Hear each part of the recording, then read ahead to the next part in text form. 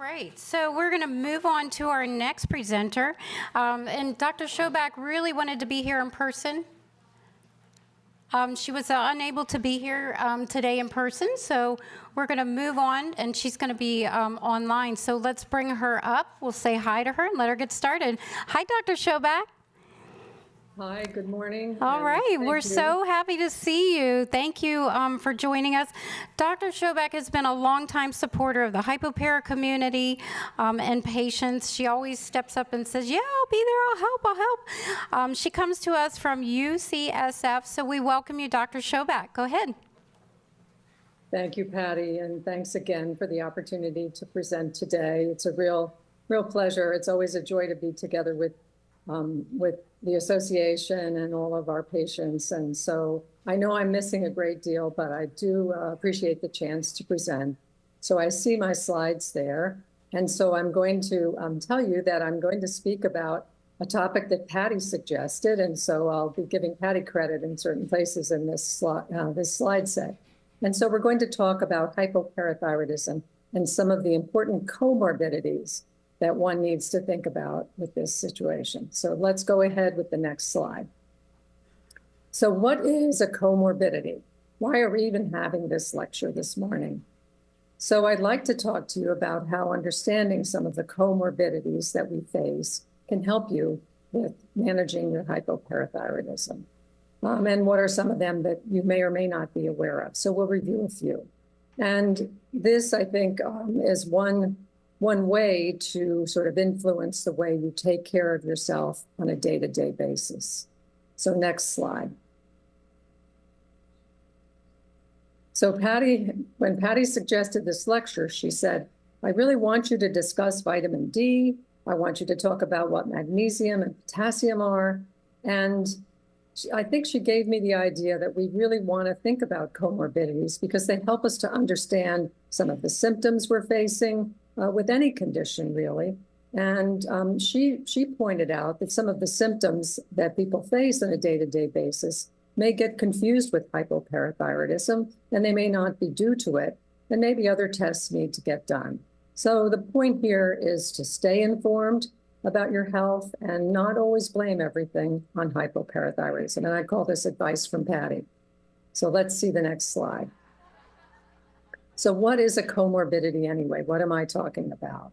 So WebMD and other online resources say it's the existence of one or more diseases or conditions within your body at the same time. So it's happening along with your hypoparathyroidism. And I think it's really important because if you understand the comorbidity that people are facing, you can better understand what they're going through in terms of physical and mental health. So you might ask right at the beginning, how is a comorbidity different from a complication? They're definitely not the same. A complication is something that occurs during a disease that's really part of it or a side effect from the treatment of it. And I gave a couple of examples here. So if you pass a kidney stone because of a high urinary calcium in hypoparathyroidism, that's a complication of the disease and the treatment. So that's a complication, not a comorbidity, although it's an important, kidney disease is an important comorbidity, and we'll see that in a moment. If you have low blood pressure and you feel dizziness, those may be complications of treating the high urinary calcium in hypoparathyroidism with a diuretic, for example. So those are complications. Let's look at the next slide.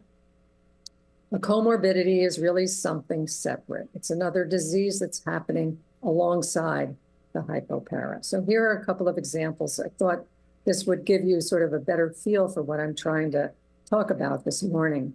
So I had a patient with hypoparathyroidism who complained several times to me about pain and swelling and stiffness in the small joints of her hands.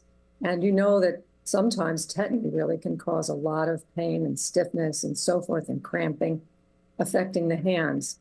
But eventually what we did was test her for rheumatoid arthritis. And when we did all of that testing, it turned out that she actually also had rheumatoid arthritis. And that gave us the opportunity to really treat her for that and help her with that. So her rheumatoid arthritis is a comorbidity that affects how she thinks about the hypoparathyroidism and how it gets treated, and it overlaps with the symptomatology. So that's a comorbidity. Another patient developed chest tightness, and he thought this was due to tetany, with his chest muscles cramping up, and took calcium. But it turned out instead that this was angina, and that comes from, the coronary arteries being narrowed and blocked. And so that was a very important diagnosis to make and distinguish. So the angina, if you will, is a comorbidity in the hypoparathyroidism landscape. So let's take the next slide. So who likely gets these comorbidities? Who should be worrying about them? Well, really anyone, but people as we get older, our health changes, it deteriorates a bit. And so really, as we get older, we need to think more and more about other conditions affecting things like hypoparathyroidism or some other chronic condition that we're facing.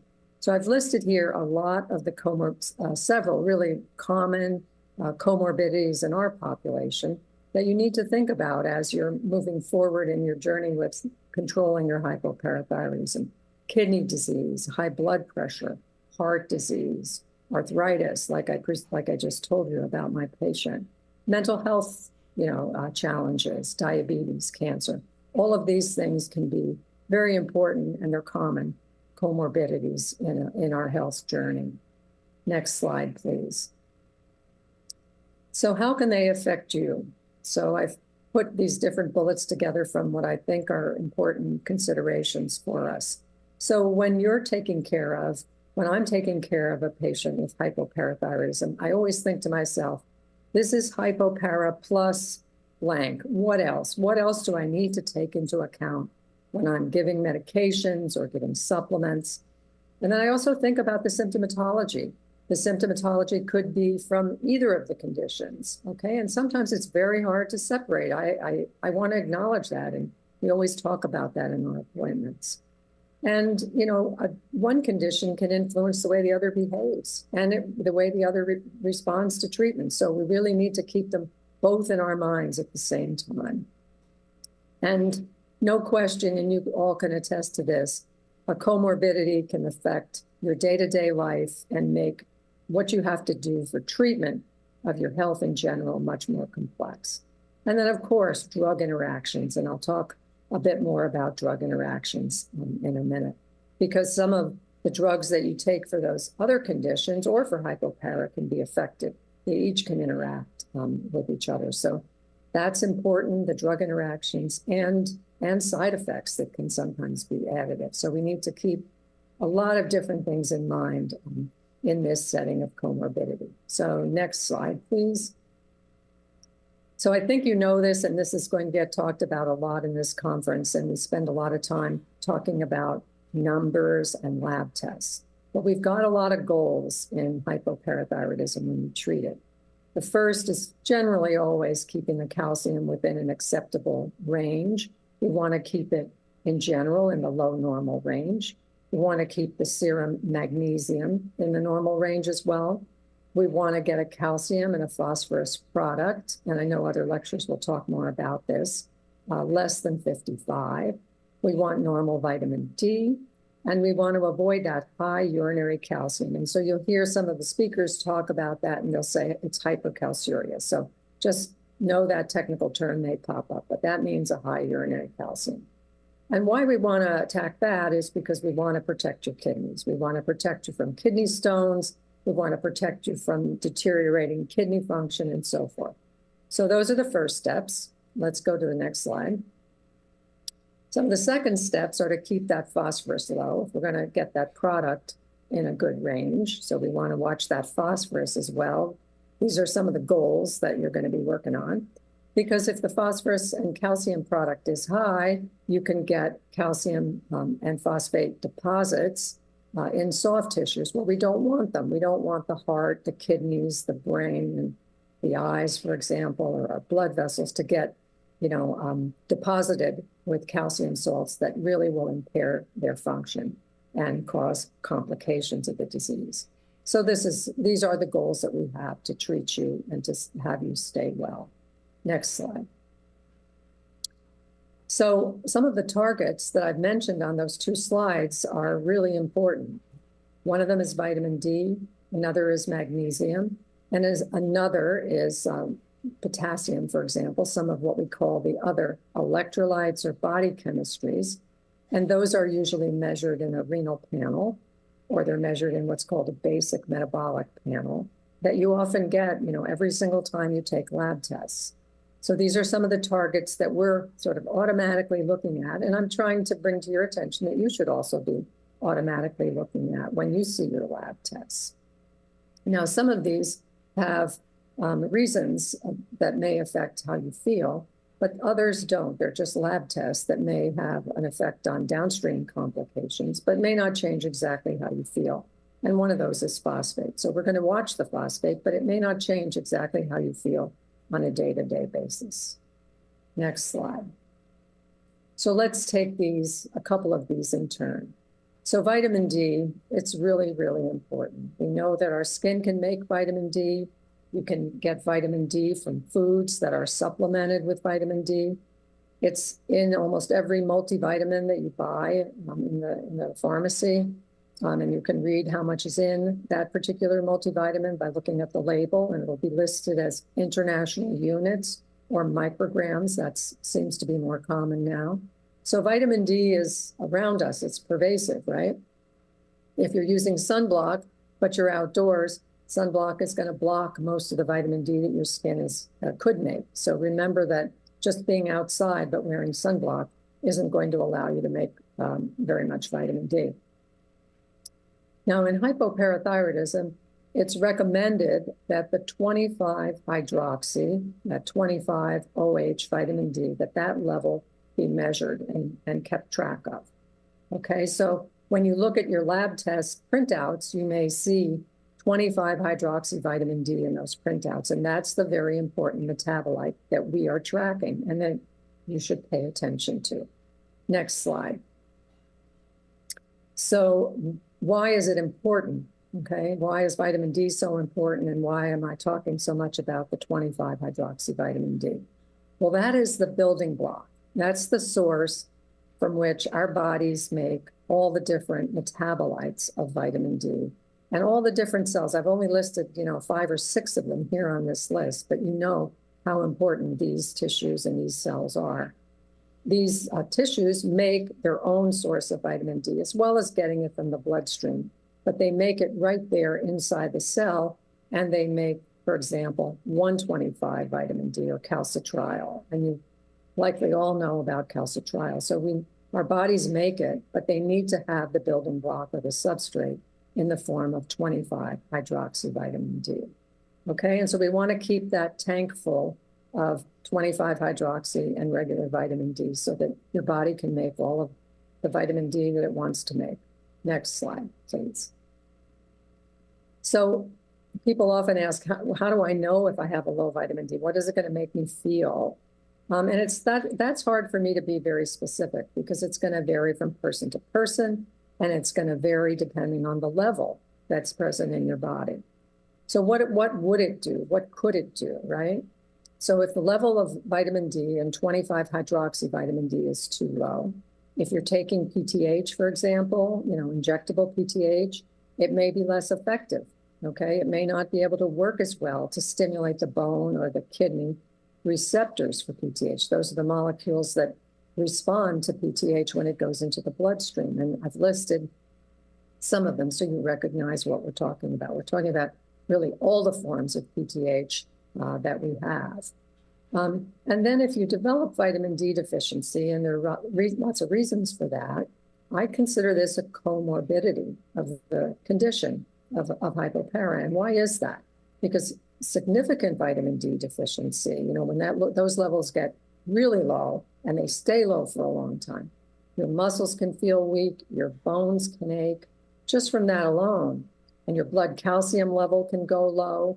And you could even, if it goes on for a long time, you could even break a bone. It's pretty rare, but sometimes that can happen because the bones get thinner as vitamin D deficiency progresses. So it's really, really important to watch that vitamin D level.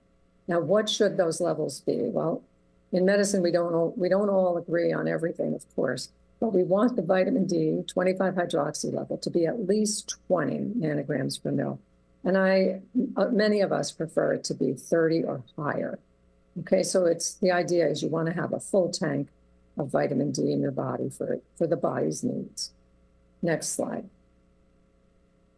So lots of times people say, do I still need to take vitamin D if I'm taking calcitriol?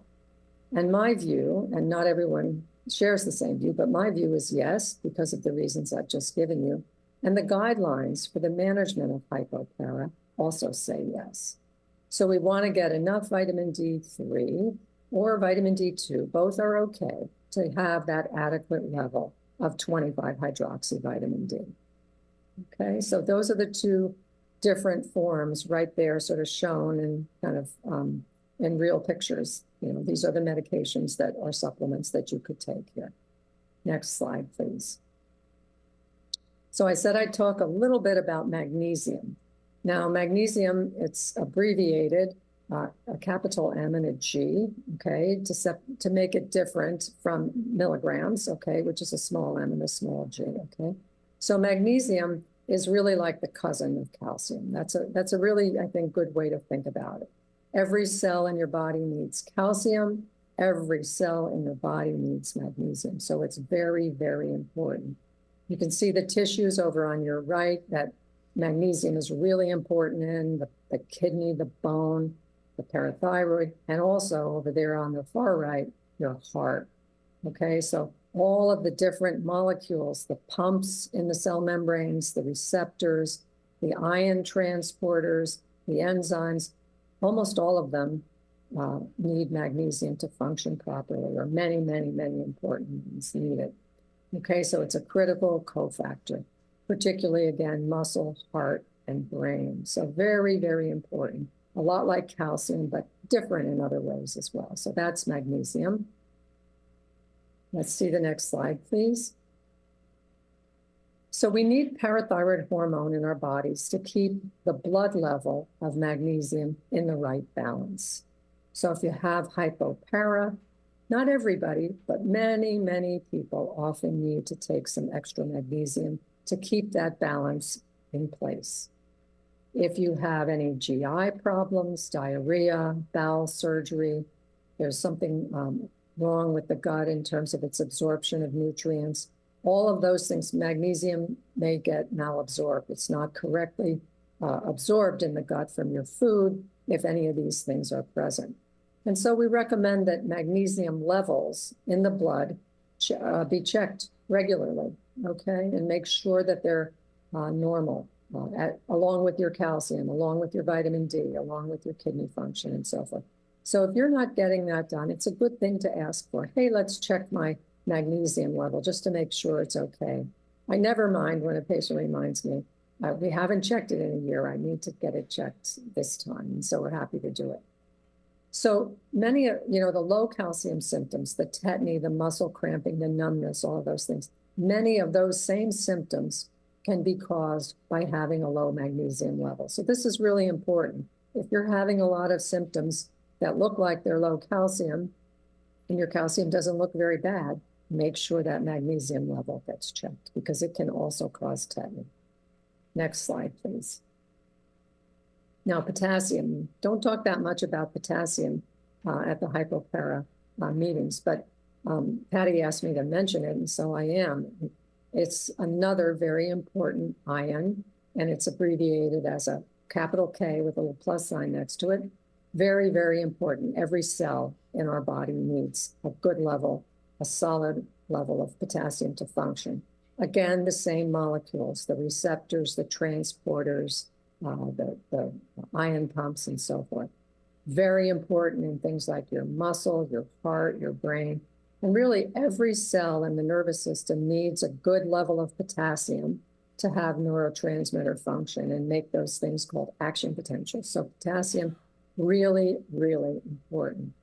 And if you have diarrhea or there's any kind of absorption issues in the intestine, potassium levels can fall. So potassium is another very vital ion to watch out for.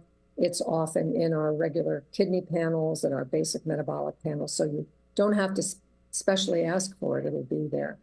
And it's really important that potassium levels be checked if you're taking medications like diuretics, like furosemide or Lasix or chlorthalidone or hydrochlorothiazide diuretics, because they can waste the potassium through the urine and the level can drop. And many times you don't know it because you may not feel anything that you can separate from your hypoparathyroidism symptoms.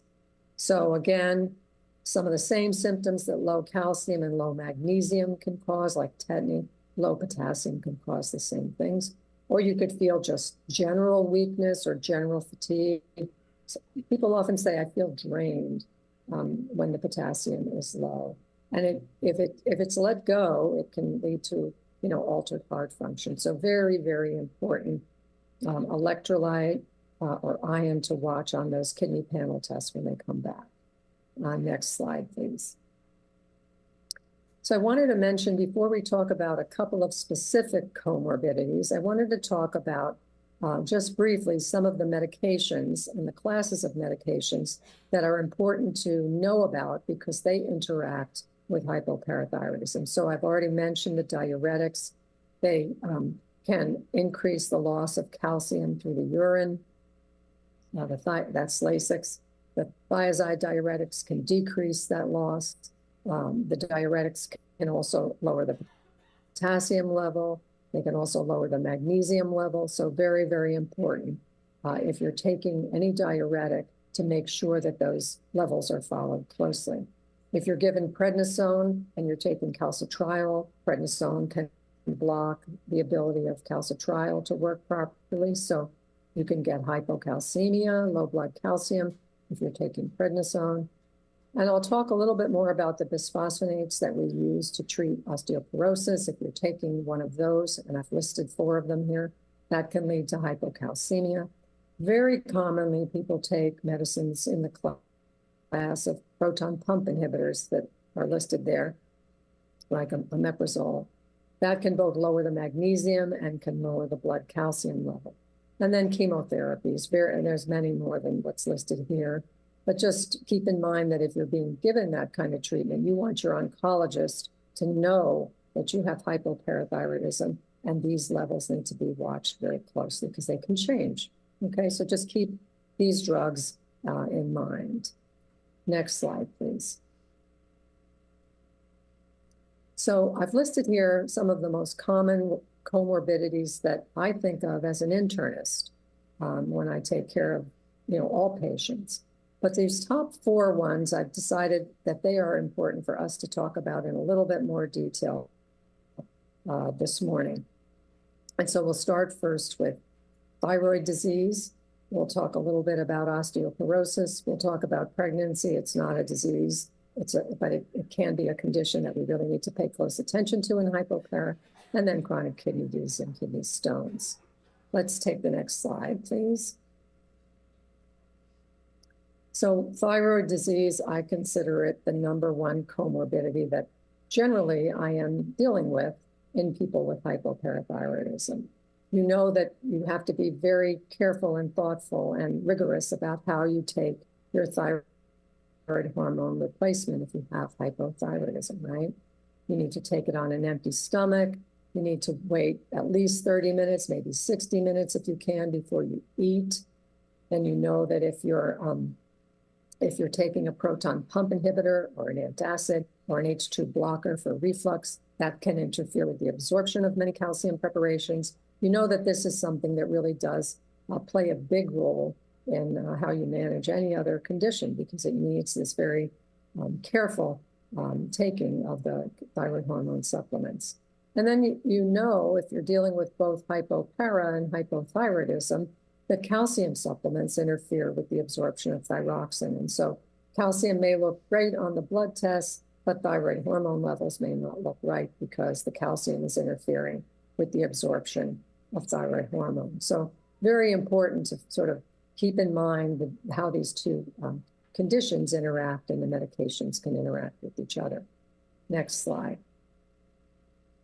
So if you're not taking enough thyroid hormone, the labs will show hypothyroidism, okay? And that will mean that the TSH level will be high, okay? It's generally above the upper limit of normal in people who are hypothyroid.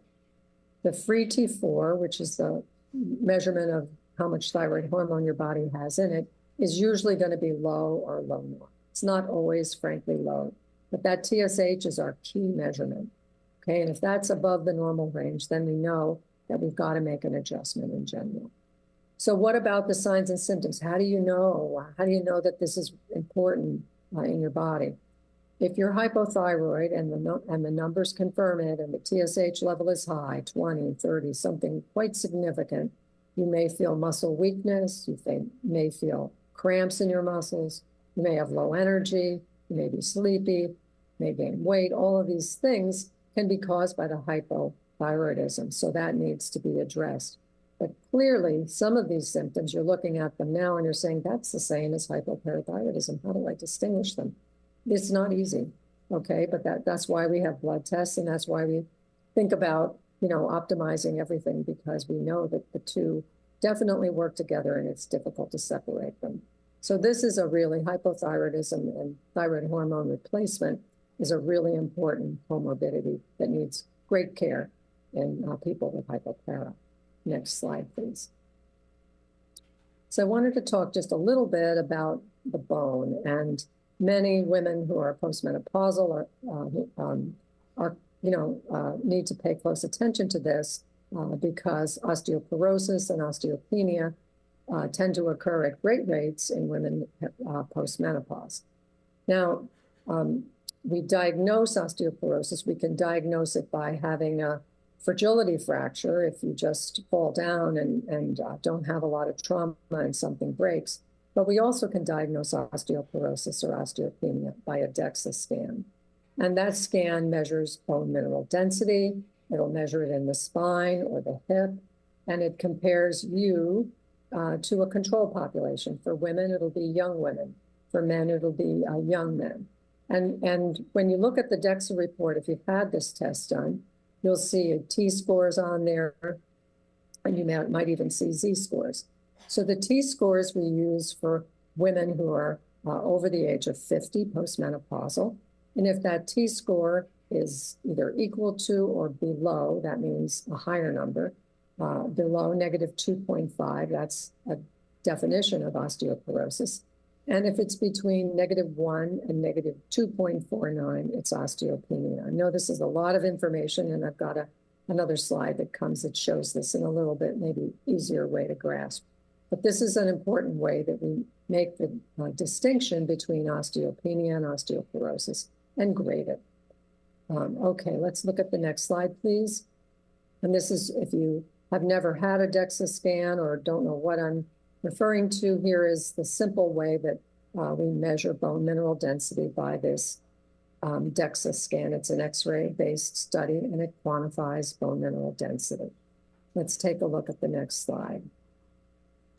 Okay, so you can see the bell-shaped curve in the top part of this slide, and it shows you sort of what do these T-scores that I've just mentioned to you, what do they mean? So the little green arrow going to your left all the way up to the red arrow is where the bone density is when you have osteopenia. So between -1 and negative 2.5. And then numbers that are lower than or worse than negative 2.5 are osteoporosis. And so that's just how we have decided as a field to grade bone mineral density and have a common language, if you will, for talking about bone mineral density. We usually talk in T-scores. Okay, and this is what they are. Next slide, please. Well, why is any of this important? So, and again, we're mostly talking about women who are in their late 40s, early 50s, and beyond. It's important because if you're going to use a PTH analog, really any of the analogs, teriparatide, natpara, TransCon PTH, that you'll hear more about, the bone density often goes down in that first year or two when you are taking those medications, when you start them, okay? And that can lead to if you're already low, think about, being in the osteopenia category or the osteoporosis category. If you're already low, that's going to probably go down a little bit. That bone mineral density is going to go down a little bit during the initiation of that kind of therapy. So we don't really have a lot of guidance about how to do this in postmenopausal women. We are mainly using it as a treatment for osteoporosis, but you have to realize that one of the comorbid conditions that we need to pay attention to is what is the bone status of that person, not just women, but women and men, but predominantly women. Okay, so we need to know what the DEXA scan shows, and we need to follow that, okay? And so our goal when we use these medications to improve and treat hypoparathyroidism is to make sure that the bone density is as stable as possible, that you don't make osteopenia become osteoporosis, and that if there's osteoporosis present, that it doesn't progress if you can possibly help that. So that's why this is a really, I think, important comorbid condition, if you will, using that word again, in thinking about the treatment of hypoparathyroidism. So next slide, please. So that's important, you know, the initiation of therapy for hypoparathyroidism. But the other reason it's important is that many of the medications that we use for osteoporosis, okay, either you make the diagnosis by a DEXA scan or the person has had a fracture, many of these medications can affect calcium metabolism in our body. So it's really important to know, what's going on with the bone. So the bisphosphonates, there are 4 of them. They were in that little table.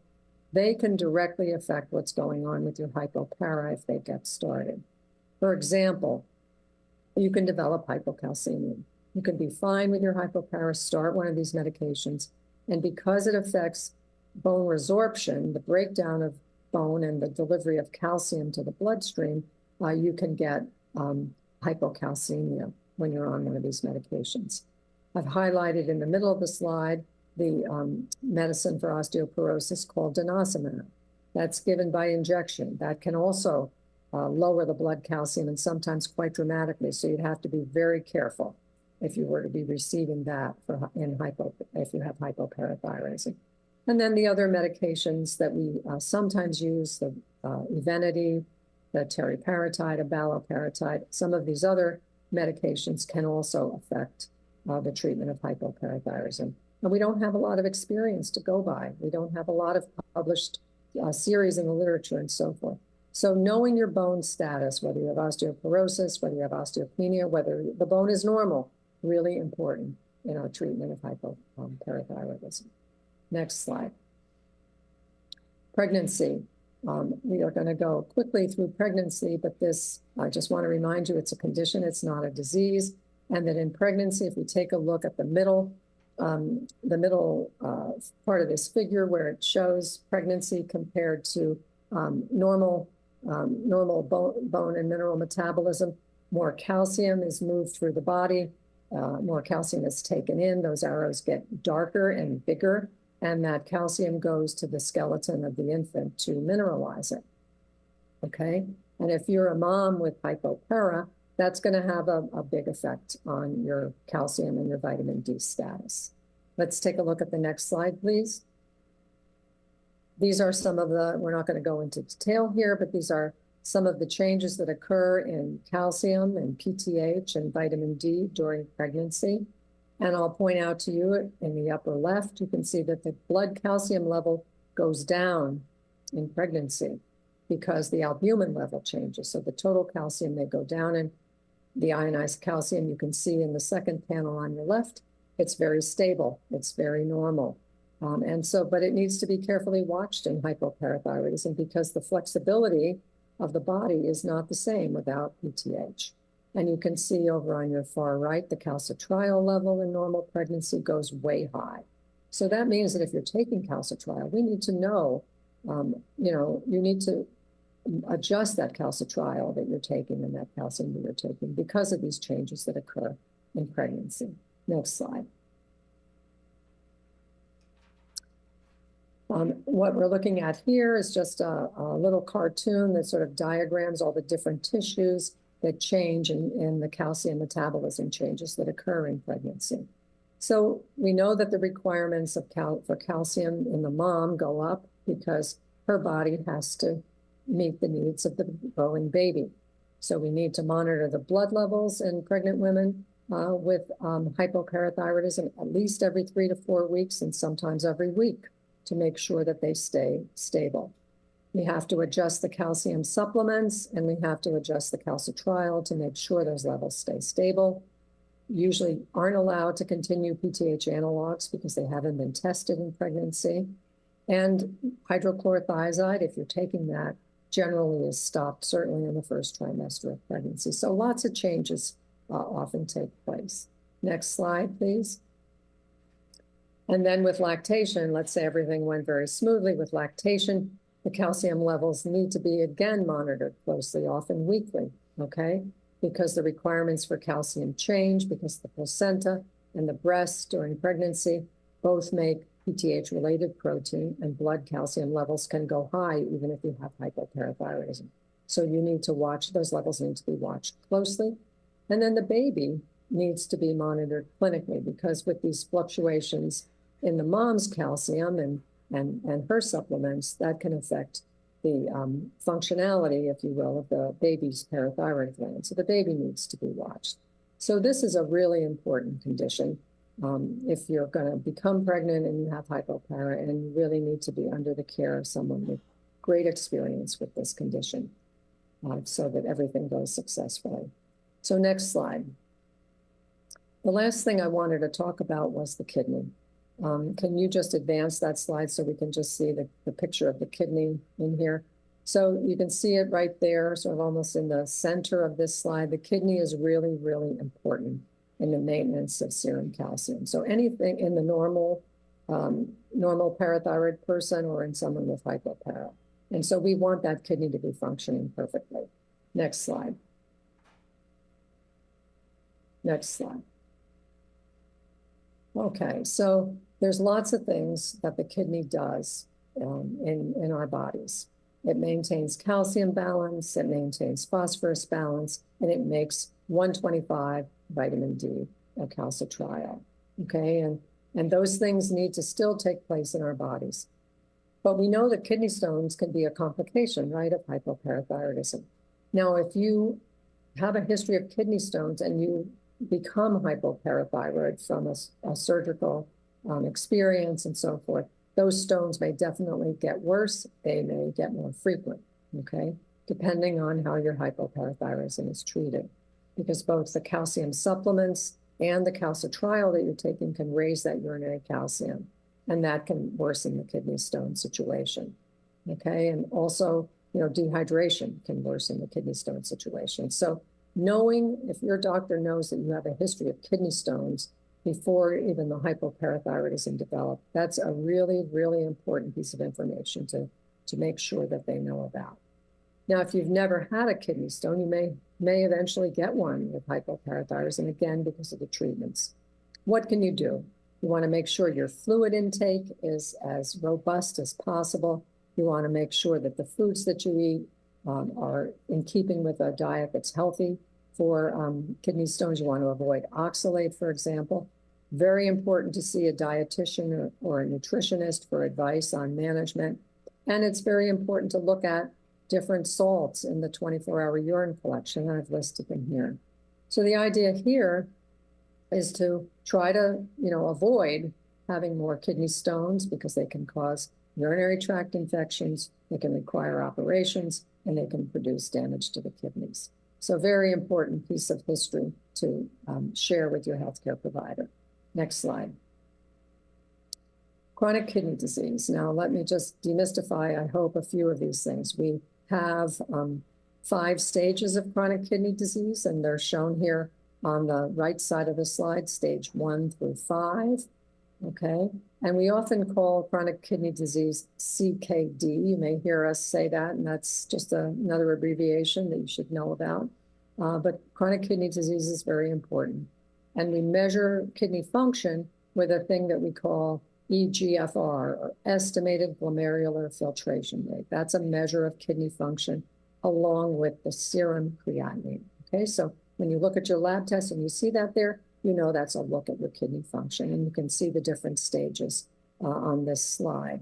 When you get down to stage 5 on the bottom, where the estimated GFR is less than 15, that is late, or we often say end stage, and oftentimes people in that stage of chronic kidney disease go on to dialysis. Next slide, please. And these are I have 2 slides in here, and I'm not going to go into details because of time constraints, but I've listed, these are important studies looking at big managed care data sets telling us that people with hypoparathyroidism really need to pay attention to their kidneys because complications can occur. And in this slide, which is looking at changes in glomerular filtration rate or kidney function, you can see that those people with hypopara, and I've identified the curves here, have a greater rate of all of the progression to chronic kidney disease. Let's take the next slide. And this is just to show you that the presence of kidney stones are about 3-fold higher in people with hypopara, and that's what this study showed. And on your right, the development of a kidney stone over 5 years of follow-up in this big cohort of people was about 3 times higher. So definitely the kidney is a very important concern, and the presence of kidney stones and the development of them during the treatment of hypopara is a very real phenomenon. Next slide, please. So what can you do to keep an eye on this on your kidneys? So watch the function, the parameters of function, which are going to be printed out on your lab tests.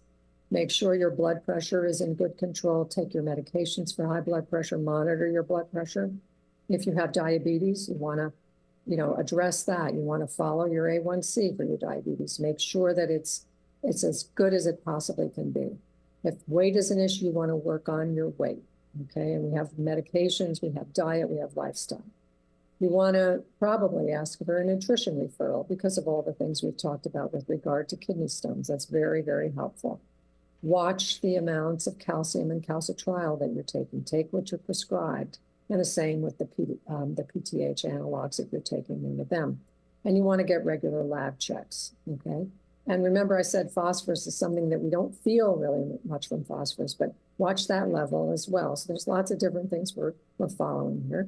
You want to make sure that you stay well hydrated to help keep your kidneys as happy as possible and help to prevent kidney stones. And if there is something wrong with kidney function, be proactive. Ask to see a nephrologist. That's a kidney specialist, because you may get some insights into things that you weren't even thinking about doing. It can be super, super helpful. Okay, so next slide. Just to summarize, make sure that your healthcare provider knows about any other conditions, even if they might not be active right now. Let them know about any other conditions or diagnoses that you have, so that he or she can best treat your hypopara.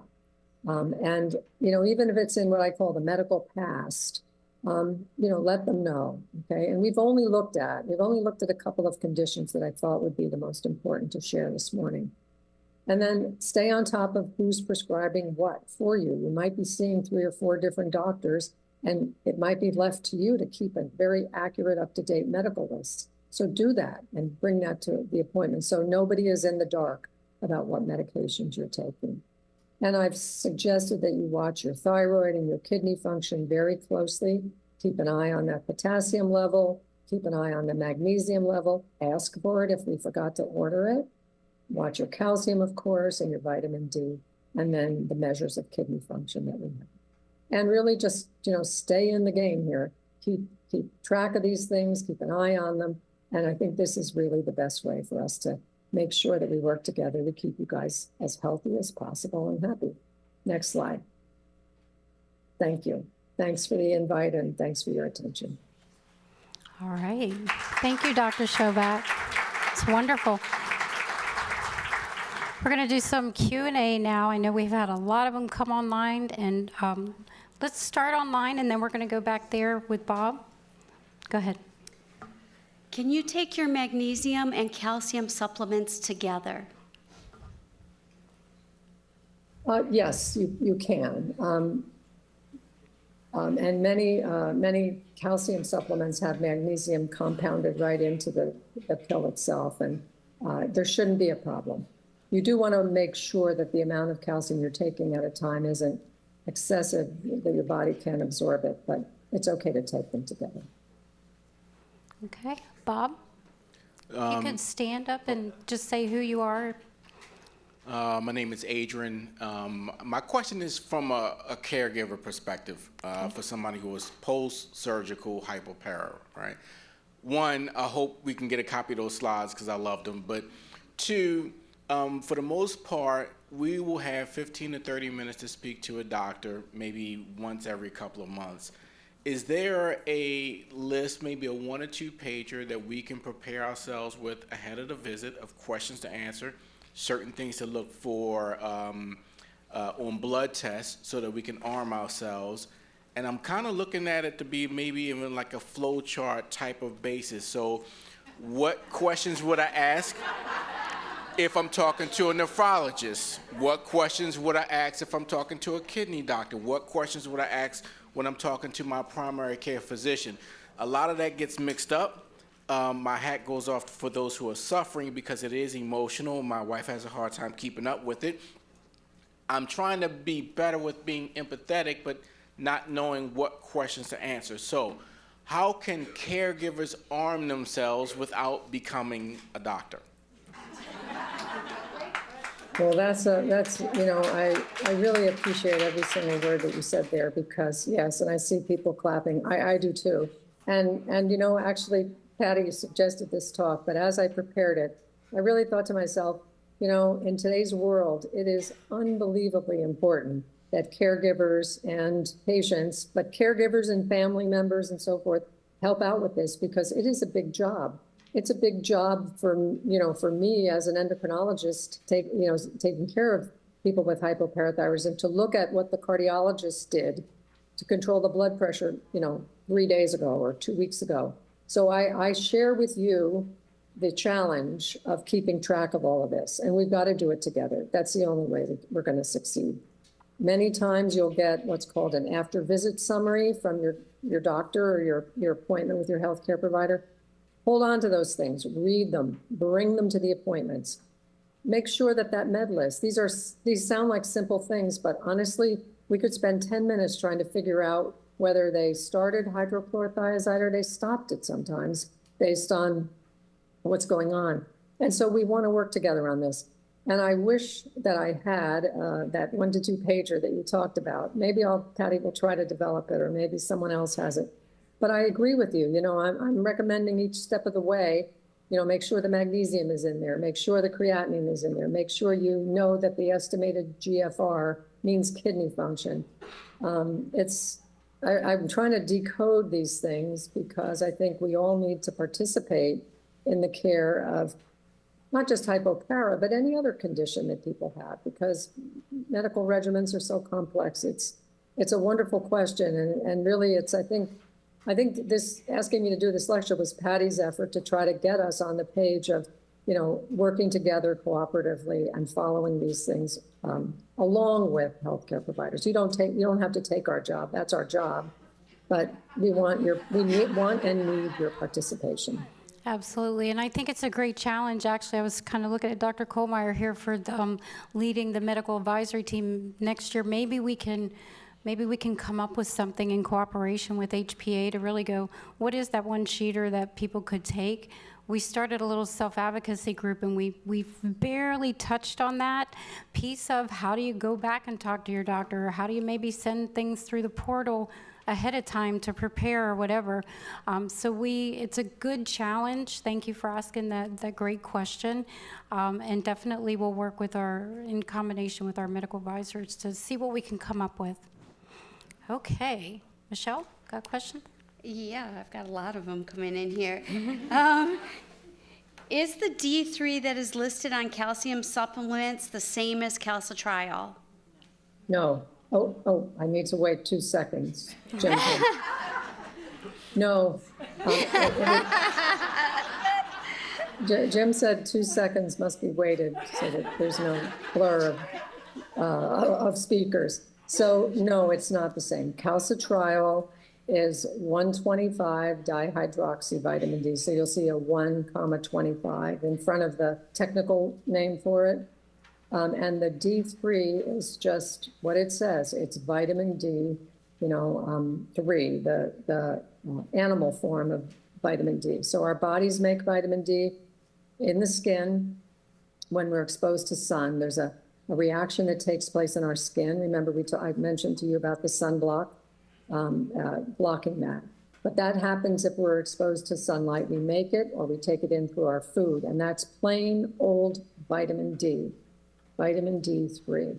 And then it goes to the liver and it becomes 25 OH vitamin D, okay? And that's the one that we measure in the blood test. We typically measure that one. And that's to tell us, is the tank full? Is there enough for the body? Do we have enough? And that's a measure of how much vitamin D our bodies are storing, okay? And then our bodies, the kidney, it's on one of those cartoons, we went quickly, the kidney will make 125 vitamin D or calcitriol. Or if you have hypoparathyroidism, you're often taking calcitriol. So vitamin D3 isn't calcitriol. It's the parent, if you will, one of the parent molecules from which calcitriol is made. Okay, Michelle. Is there a particular type of magnesium that is better for us, glycinate or oxide or some other brand or form? Well, another really good question. The right form of magnesium is the one that you tolerate the best, okay, for you. They all will have magnesium in them. Magnesium oxide is the common one that you'll see that you can buy in the pharmacy and we often prescribe. One, not complication, but one side effect maybe of magnesium is that it may make you have some diarrhea. So it may not effectively treat the low magnesium because you exchange, loose stools and you may lose magnesium that way. So you have to be careful when you do magnesium supplementation. Magnesium, usually I usually will use magnesium oxide because it's the easiest for people to get and take. And many times it doesn't cause severe diarrhea or anything. But if it does, then I use a slow release form of magnesium, magnesium SR. But really any form of magnesium is fine so long as you get enough to bring that level up to, a good part of the normal range. Okay, Katie? Sorry. So my name is Kevin. I actually was going to ask a very, very similar question on magnesium, but I was actually going to ask on magnesium citrate versus glycinate. I guess you kind of answered the question on which one you tolerate best. But what do you think about magnesium citrate? Well, okay, so you said it, I couldn't say it better. What you tolerate best is the right one for you. Magnesium citrate or citrate often does have GI, activity. And so people don't necessarily like to, have the loose stools and so forth. And it can interfere with your absorption of, the calcium that you're taking or other things. So whatever works the best for you, and a slow release, an SR form, sustained release form. Often, if your GI tract is sensitive to the magnesium, then go for one of those sustained release forms. And sometimes they have to be prescribed, written. A prescription needs to be written and they need to be ordered by the pharmacy to actually get them. They're not necessarily right on the shelf. Okay, I'm going to go to Michelle here, and then Bob, we have a question up here. Okay. The next one I have online is there a limit to how much vitamin D I can take? So the limit would be safety, of course, okay? Because we want the tank to be full. We want the tank to be in the right place, but we don't want to overfill it, and we don't want to get into vitamin D toxicity, okay? And if you do get vitamin D toxicity, then the blood calcium level can go high, the phosphorus level can go high, and kidney function can be affected. So we definitely don't want to go that high. What the Institute of Medicine says in their guidelines about vitamin D is that up to approximately 4,000 international units per day, generally, they do not see any vitamin D toxicity. But I don't think that applies to hypoparathyroidism. So if you're taking anything in the range of 4,000 a day, I would be very, very careful. And in hypoparathyroidism, if you're taking any significant amount of vitamin D, that level should be watched in the blood to make sure that it doesn't go too high.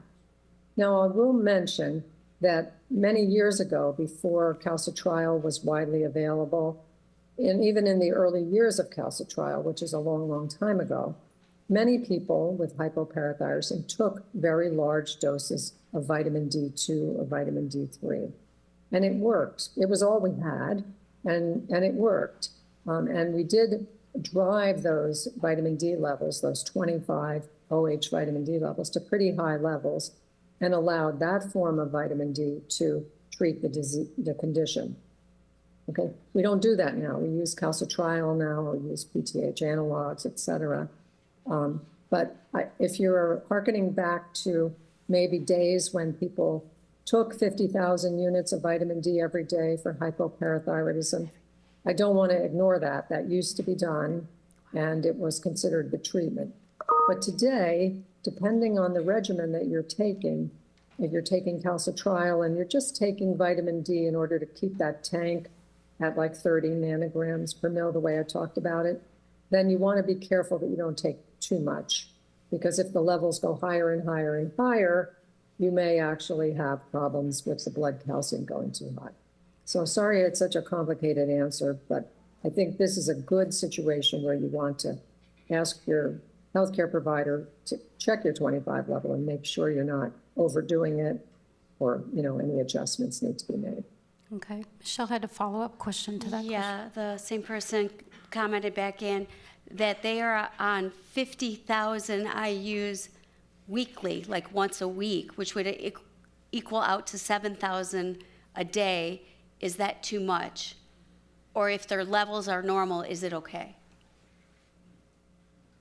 If their levels, she said something very important. If the levels are normal, is it okay? And I would say, yes, it probably is. And when you say the levels, I assume you mean the 25 OH vitamin D level and the blood calcium and the blood phosphorus level. So in other words, we're not just going to talk about one metabolite in the bloodstream. We're going to talk about all three or even four of those. Or if everything's okay, then that is acceptable. And what I quoted about the guidelines from the Institute of Medicine are for people in the general population where we don't recommend that you're following vitamin D levels. We're looking for, in that population, we're looking for a safe level that anybody can take without monitoring. But in HypoPARA, we're doing monitoring, so we have the benefit of knowing the exact number. Okay. Bob? Hi, my name's Norma. I absolutely concur with what this gentleman said over there. I'm a patient, but my question is really about, sorry, I can't read and stand. My question is about trying to figure out the links between things like the TSH levels for thyroid and calcium, blood pressure and calcium, all these other things, urine pH and calcium and creating stones. I know it's kind of a confusing way I'm asking this, but it's really about the links between multiple comorbidities, trying to find out which is causing what and trying to tease it out to figure it out. So if I only ask one question, I would say, how are calcium levels related to blood pressure? If one's blood pressure is going high, is that a function of calcium level?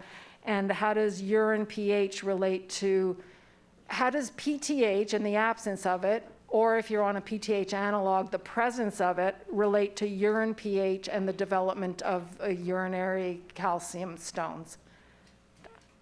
My goodness, there's a lot of really good questions in there and a lot of very relevant questions. And Patty, I think we're going to have to do another talk on some of these things next time. And it's hard for me to take on all of your questions because they're so thoughtful and they're challenging. I will say that I do believe, and the data are a bit mixed in the medical literature, but I do believe that if your blood calcium level is too high, that is something that can definitely contribute to your blood pressure being too high. Like I said, the literature is a little bit mixed, but calcium we know can activate calcium receptors in various tissues. The vasculature is one of them. And so if you're running a high blood calcium, if it's 10 or 11 or even higher, that could certainly be a contributor to your blood pressure being hard to control or too high. Low blood calcium, I think the relationship of that to blood pressure is not, I don't think there's a big relationship. I could be wrong, but I've never really seen one well spelled out. So I'd watch when I'm being concerned about the blood pressure, I would watch that the blood calcium level stays below the upper limit of normal for sure. Parathyroid hormone analogs definitely also have receptors in the blood vessels. So, your question is relevant to those as well in terms of the control of blood pressure. And you sometimes do see blood pressure go up or even go down in response to some of those injections of parathyroid hormone and its analogs. So those are areas that we watch for when we are using those treatments and we think about as potential areas for side effects. But I don't believe that parathyroid hormone in the treatment that you would be taking it for in hypoparathyroidism, replacing the missing hormone, if you will, is going to be a big contributor to chronic high blood pressure. Okay, so we're giving it as a replacement, if you will, not as like a drug, not as a high level to get a certain effect, or not like what you see in primary hyperparathyroidism, for example, where the levels are chronically high. So there definitely are connections. You've brought up some very important interconnections in physiology, and we just would need another lecture to talk all about them. And the effects of parathyroid hormone on the propensity to form kidney stones and so forth is a big topic. But really, I think even without parathyroid hormone, when you're taking calcium and calcitriol, the risk for forming kidney stones in that big managed care study, we just looked at the data in a high level view. You can see it's about 2 to 3-fold higher. And essentially, none of those patients were taking any PTH analogs. Once you go on PTH analogs, it is very important, I think, to measure the urinary calcium and to look at some of those other urinary metabolites that I mentioned on the slides, the oxalate, the citrate, the uric acid, all those different things to take a look at to see whether any of them are in the range that puts you at risk for kidney stones. And that's pretty easy to do. Not every, doctor or endocrinologist is very comfortable with that, but nephrologists are. And so if you have CKD or are heading towards CKD, or you have kidney stones, it is very legit to ask for a visit with a nephrologist and to talk over concerns about kidney health. Okay, we have time for one more question. So, Katie? Hi, I'm Lisa Metzler. My question is in regard to treating osteoporosis along with HPTH. From your slide, it looked like you can take Prolia with the analogs of PTH. You just have to be aware of your calcium or frequent blood tests so your calcium doesn't go down. Am I assuming that's correct? I have no experience with that. That's why you'll see those 3 stars there. Yeah. Prolia is very strong. It is a very strong anti-bone resorbing agent, anti-resorptive. So if you give Prolia, you give it once every 6 months. So you're getting 6 months of a medication in one shot. And you can't take it out of the body once it gets in there. It's a monoclonal antibody. So those are, I listed those drugs there so that if someone is talking, if a healthcare provider is talking to you about Prolia, Evenity, Tymlos, all those things, they need to be very, very comfortable with what they're doing, because those are medications that we commonly use in the treatment of osteoporosis in people with intact parathyroid function, but they can really have a very significant effect on calcium metabolism, and one has to be very, very careful in using them in hypoparathyroid people? Great question, and actually great segue, because I think that this piece was so important, Dr. Shoback, in asking you to do this, because we can miss stuff, because we can excuse it away to hypopara and move on about our life, but we have to be super, super careful to make sure that we're allowing our clinicians to assess us wholly, not just the one piece of it. And there's different times when you might have different things in your life that are going on, such as the osteoporosis, or if you've got esophagus issues and you may have to take a PPI for a little while, you may just have to adjust your hypopara regimen around that, because this is something that you have to take care of, or you're going through a chemotherapy or having to take steroids or things like that. You might have to adjust in the moment, but knowing that you can go back to your regular regimen after that. But it's just not allowing yourself to miss other things that are going on with you, because we kind of push it back to hypopara. So I appreciate everything that you did today, Dr. Shoback. That was amazing. She listened to every detail. Thank you. for Thank you having- so much, and we really enjoyed having you today. You have a great rest of your day.